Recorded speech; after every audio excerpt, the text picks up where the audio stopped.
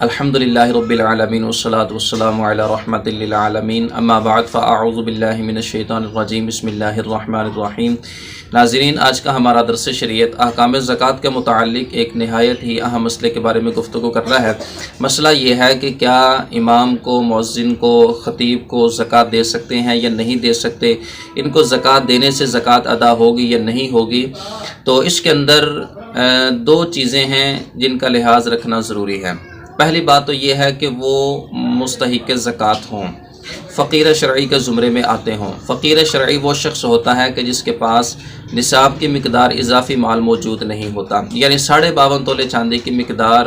کی مالیت کا وہ شخص مالک نہیں ہوتا، یا اتنی مقدار اس کے پاس موجود تو ہوتی ہے لیکن وہ مقروض ہوتا ہے، یا یہ ہے کہ اس کی ضروریات اور اس کی جو حاجات ہوتی ہیں اس کے اندر یہ مال مستغرق ہوتا ہے۔ تو ایسی صورت کے اندر ایسا امام، ایسا مؤذن کہ جو مستحق زکوٰۃ ہے، جو فقیر شرعی ہے، اس کو زکوٰۃ دی جا سکتی ہے۔ زکوٰۃ اس امام کو، اس مؤذن کو، اس خطیب کو دے سکتے ہیں کہ جو فقیر شرعی ہے۔ دوسری چیز جو اس کے اندر قابل لحاظ ہے وہ یہ ہے کہ وہ سید نہ ہو، وہ ہاشمی نہ ہو، وہ ہاشمی کا آزاد کردہ غلام نہ ہو۔ اگر وہ امام، مؤذن یا خطیب وہ ہاشمی ہے، وہ سید ہے، تو ایسی صورت کے اندر اس کو زکوٰۃ دیں گے تو زکوٰۃ ادا نہیں ہوگی، اس کے لیے لینا بھی جائز نہیں ہے اور اس کو دینا بھی جائز نہیں ہے۔ لہٰذا ان دونوں چیزوں کا لحاظ رکھنا بہت ہی ضروری ہے، اس کے بغیر زکوٰۃ ادا نہیں ہوگی۔ جو تیسری چیز اس کے اندر قابل غور ہے وہ یہ ہے کہ جب ان حضرات کو زکوٰۃ دی جائے، چونکہ یہ دینی لوگ ہیں،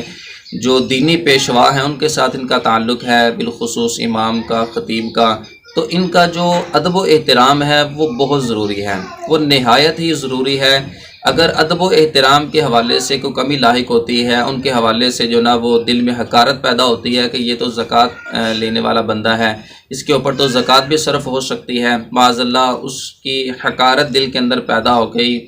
جو نا وہ اس کو نیچا سمجھنا شروع کر دیا، تو ایسی صورت کے اندر یہ معاملہ باعث ہلاکت ہے۔ علماء نے اس چیز سے سختی سے منع فرمایا ہے کہ دل میں اس طرح کی بالکل بھی بات پیدا نہ ہو، بلکہ اس کا نہایت ہی حد درجہ ادب و احترام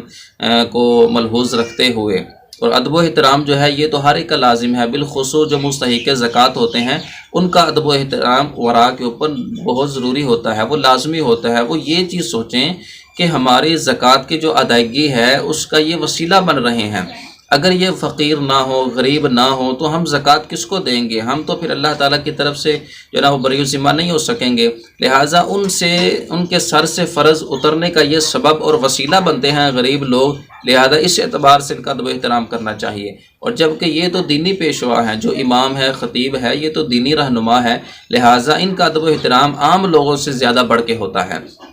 اور علماء نے صراحت فرمائی ہے اس چیز کی کہ اگر یہ مستحق زکوٰۃ ہوں تو جاہل کو زکوٰۃ دینے کی بنسبت ان لوگوں کو زکوٰۃ دینا یہ زیادہ فضیلت کا باعث ہوتا ہے، کیونکہ یہ دین کی خدمت کے لیے جو ہے نا وہ نکلے ہوتے ہیں۔ تو اس حوالے سے مفتی امجد علی اعظمی رحمۃ اللہ تعالیٰ علیہ نے ایک بڑی پیاری بات ارشاد فرمایا فقیر اگر عالم ہو تو اسے دینا جاہل کو دینے سے افضل ہے، مگر عالم کو دے تو اس کا لحاظ رکھے کہ اس کا اعزاز مد نظر ہو، ادب کے ساتھ دے جیسے چھوٹے بڑوں کو نظر دیتے ہیں۔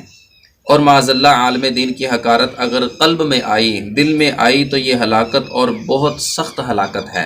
لہٰذا اس کا ادب و احترام ملحوظ رکھتے ہوئے مستحق زکوٰۃ ہوں، ہاشمی نہ ہوں، تو ایسی صورت کے اندر جو خطیب علماء ہوتے ہیں اور امام صاحبان ہوتے ہیں ان کو زکوٰۃ دینا نہایت ہی فضیلت کا باعث ہے۔